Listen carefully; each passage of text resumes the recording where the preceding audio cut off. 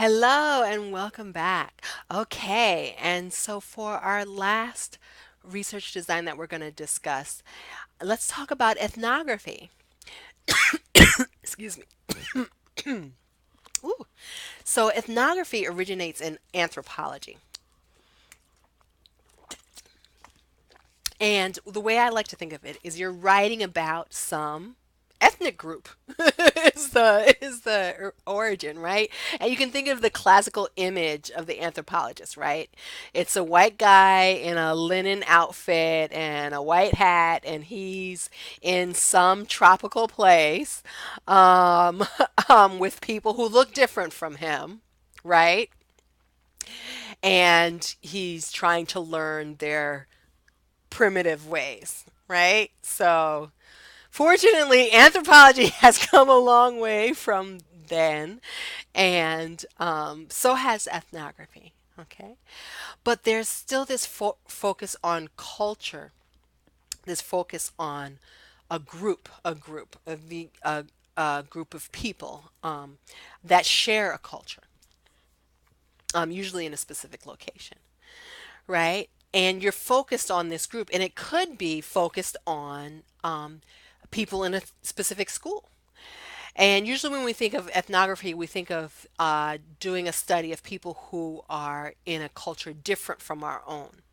And if it's not a culture different from our own, it may be called autoethnography, right? If we're embedded within that culture. But at uh, ethnography, you're going to focus on this culture sharing group. You're going to describe their values, their behaviors, their beliefs, their language. Okay, and yeah, when I was teaching in a K to 8 school, it was the first time I really understood, because I was around bigger kids, these middle schoolers. I really understood how a school could have a particular language. The people in the school could have a particular language. Yeah, that was a lot of fun. Um, you're going to do participant observation. You're going to be in the place observing. Okay. You're going to be interacting. You're going to be a participant. You're not just sitting back, taking notes in the corner. You're participating in some way. Usually you're not a central actor, but you're there participating in some way. And you're observing what's happening among these people who are native to that group, okay, or in that culture. It's adapted to the from the anthropological field methods that are used to study culture in the ethnic sense, right? Okay, but notice where it's a different from looking at a phenomenon, right? Where before it was like where we were looking at things that are centered around some kind of concept. Um, we're focused here, it's values, behaviors, beliefs, and language. Okay. All right. So, a complex description of culture. You're looking for patterns of ideas and beliefs. These are defining features. You're looking for an intact group that's been together long enough to develop patterns. Um, it's extensive field work. You're in the field for an extensive amount of time. This is not just me visiting a school, one day. Extensive, and it differs from anthropology, where they might spend months or years in a particular setting. Whereas in education, you may not be there that long, but you need to be there long enough to be able to describe some of the complexities of the culture there. There's an emic perspective, that is, you want the insider view on why things happen or why people do what they do or how the world works. Okay, that participant, that insider view. And you want to develop some kind of new novel understanding, um, as you're trying to interpret that culture. So, um, uh, there have been a number of um, influential ethnographies, um, But one characteristics that I would say unifies them is that they're trying to show us a view of that culture that we might not, that it might not be part of the general zeitgeist. Okay, so um, um, what's it like to be a deaf teenager, for example? Okay, is seen, deafness is seen as very deficit framework, right?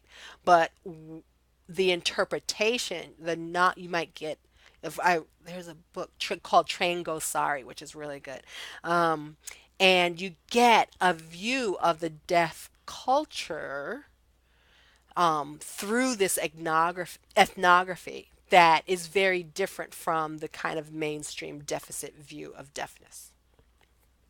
Okay, and you try to learn how the group works. What's the essence of function? What's the way of life of being that culture, of being that deaf student in that high school, for example? Okay, there are two main types. The traditional type is this realist ethnography, that there's this idea that there's something real, there is a truth, right? So you're trying to give this objective account, this you're speaking from this third person voice, kind of, and trying to do this dispassionate report of the facts with standard categories, and the ethnographers interpreting the people's culture. And this is this kind of traditional ethnographer interpretive like kind of thing is how you get labels like primitive and advanced. Okay, um, because um, yeah. So this idea that this outsider is going to see the truth about this group. Now, I'm not saying that an outsider cannot see the truth, but in reaction to that kind of realist ethnography, it what came more recently critical ethnography. And here you're advocating for emancipation. All right. So I'm not going to look at this group of other as primitive or defective or deficient in some way. I'm advocating for them to have more freedom than they have now. I'm trying to serve this marginalized group in some way, okay? Whether it's, deaf high schoolers or people working at minimum wage. Anybody read Nickel and Dimed? That was a journalist, but it was a very much in an ethnography type style, where she was going in and being among this culture and seeing what their reality was and talking to them to try to understand. Understanding that everything we say, everything we do, everything we write in our research reports, that there's going to be value. Our goal is to empower people and challenge the status quo and address issues of power and control. So a lot of the research and education, you can see that where critical ethnography can play a role. Okay. The procedures, first of all, as usual, you're going to determine whether ethnography is suitable for answering your research questions, for exploring the issues that you want to explore. You're going to locate the culture sharing group that you want to study, and you're going to identify who's the gatekeeper, who can let you into the group. You're going to select certain cultural themes that you may focus on. You're going to determine what type of ethnography you're going to be using. And not all realist ethnography is also ethnocentric. But just determining the type of ethnography, your approach. You're going to conduct field work, and you're going to be collecting multiple types of data in order to understand different aspects of the culture. You want to be able to describe the culture sharing group, and because essentially you're going to be trying to paint a portrait, a cultural portrait using both definitions from within the culture as well as how, and kind of outsider definitions and labels and that kind of thing. So they both the emic and the edic. And you're going to present the patterns in written or a performance type format. So one of the main things with ethnography is is this idea that we have to define what is a culture. Okay, so a culture is what we attribute to a group when we're looking for patterns of the social world. Okay, things that are regular. Okay, we always go to church on Sunday, for example. Okay, maybe an aspect of a particular culture, patterns. We can infer culture from the words and actions of group members, or it may be something that's attributed by the researcher because as an outsider, usually we can might identify certain things that are elements of a culture that may not be may not be what we're used to. So we can see them as cultural. For example, um, one cultural consideration. What age that I just discovered recently as being a cultural thing is what age should girls' ears be pierced if they should be pierced? Okay, there are cultural differences in answering that question. Culture consists of behaviors, language, and potential tensions as well. Potential tensions between that group, what the group does, and what the group ought to do, okay, or what people in the group do, what they ought to do, what what what they believe that others in their group ought to do, what outsiders believe that members of that group ought to do can be a part of it in terms of the tensions. Some of the challenges of ethnography is there's a certain understanding of cultural anthropology that's very important. The meaning of a social cultural system and the concepts explored by students of culture, these are things that you want to be familiar with before you undertake an ethnography. It does take an extensive time to collect the data. Again, this is not you just walk into the location, you interview a couple of people, you get some records, some documents, and you walk out. No, you want to be a participant in that setting. You want so you can observe and get a more complete understanding of the culture.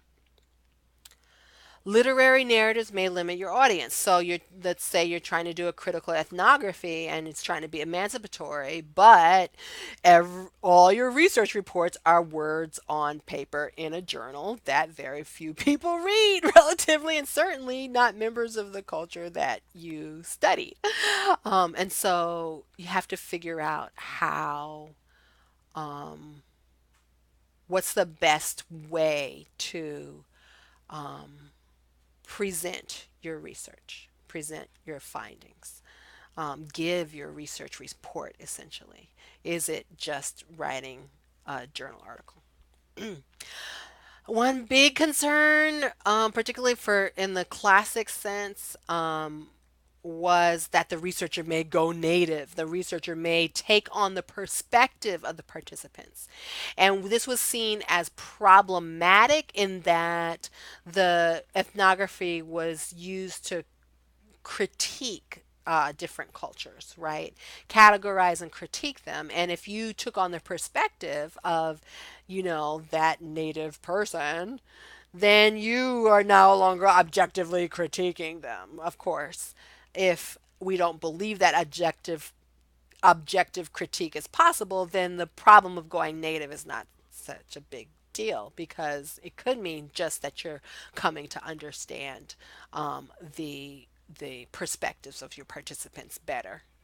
Um, You have to be sensitive to participants. You're there in their lives. You're there in their lives, and then you're going to write about them. Um, and so there's a sensitivity that's needed. Uh, Getting access can sometimes be hard because usually you're an outsider, and then there may be an impact of your report that you didn't expect. Most people have not had their their beliefs, values, habits, written about, okay, or talked about. Um, um, and so you don't know how your participants are going to react to your report. And you don't necessarily know, you cannot always control how your report is going to be used. And so, to the extent possible, protecting your participants. But if you want to really share details, right, there are certain things you don't want to make it, writing pseudonyms is one thing, but maybe um, you know, it's you don't want to erase all those particular interesting specific features um, of that culture from your writing, and so then it becomes a very um, challenging balancing act. Not impossible, but it can be challenging. Okay, but ethnographies can be really impactful um, when they're done well. All right. So I hope this has been a useful introduction to ethnographies. See you next time. Bye bye.